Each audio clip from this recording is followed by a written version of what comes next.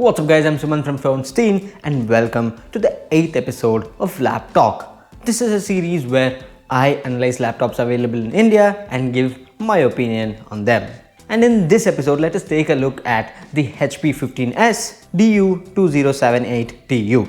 And spoiler alert, this laptop is disappointing. So without wasting any time, let us begin. Now this episode of Lap Talk is not going to be like the usual ones because I am going to be splitting this video into the pros and cons of this laptop. So if you like this new method of doing Lap Talk, definitely let me know and I will continue doing the rest of the Lap Talk videos that I have planned in this similar manner. With that said, let us start with the pros of this laptop. This laptop is powered by the 10th Gen Intel i5 1035G1 CPU. This is by no means a powerful gaming GPU, but I think for the price this here is a really good one. It has 4 cores and 8 threads with a base clock of 1 GHz and a boost of 3.6. It is based on a 10nm process and has a TDP of 15 watts. Now for basic use and lighter tasks like web browsing using Microsoft Office, this should be more than adequate. But please don't overload the CPU with heavy softwares or programs. So at the end of the day, this here is a pretty good processor.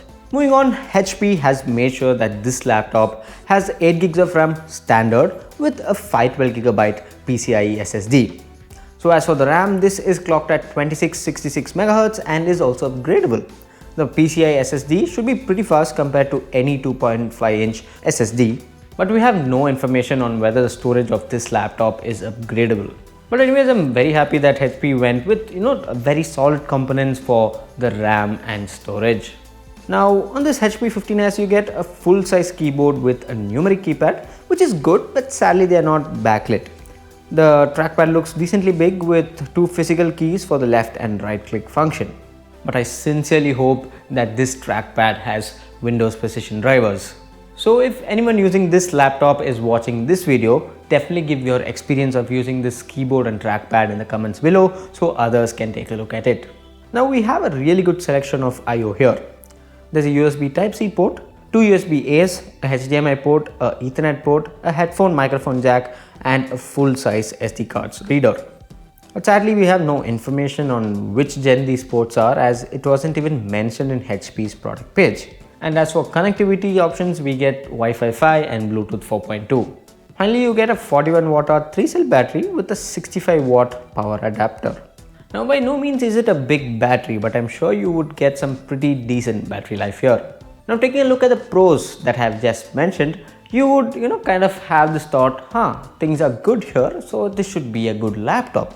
But wait a minute, because the cons / the negative points, whatever you want to call it, is something that is definitely going to change your mind. So let us start with the con that I think in 2020 is something that no laptop company should do, and that is the display. Now this machine comes with a 15.6-inch 1366x768 panel. Now we are at a stage where we are getting full HD displays even in 30,000 rupee laptops. Now a few days back I even uploaded a video on one.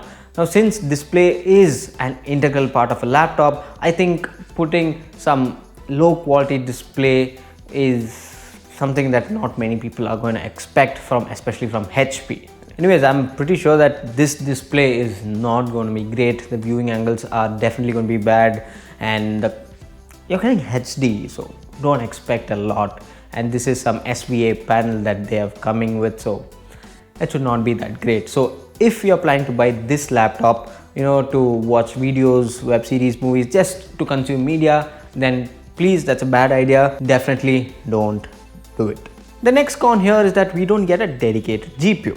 Now I have to say that there are quite a few laptops that offer a GPU at the same price. And there are some laptops like the Asus VivoBook Gaming that even offer a 1650 at the same price. Now I'm sure that it's not like HP can't do it, but they didn't do it, so it's kind of disappointing again. Finally, the last negative point, or rather say the con that I have about this laptop is its price. For around 53,000 rupees, HP has skipped on some major key components of a laptop. Now I can even get over the fact that this has no dedicated GPU. But the fact that this laptop has only a HD display in 2020 is definitely disappointing. You know, with online media growing faster than ever, people watching YouTube, web series, movies on their laptops have increased drastically. And if a user doesn't get a good visual experience, then that laptop is just a waste of money for them. Now there are many other laptops with much better performance and features to offer, all at the same price or even lower. So I'll have few linked in the description below, make sure you check them out. Anyways, I'm kind of disappointed with this laptop. And HP, please do update this laptop because it's good at some areas but let down at some important ones. Now if you still want to buy this laptop, I'll have the links to it in the description below. But if you're someone who values money a lot and you expect really good value in a product that you buy, then I have really good alternatives linked in the description. Make sure you select any one from those. It's not like I hate HP or anything, but I'm disappointed to see this laptop. Anyways, thank you for watching, and this here is Suman signing off once again. Catch you later.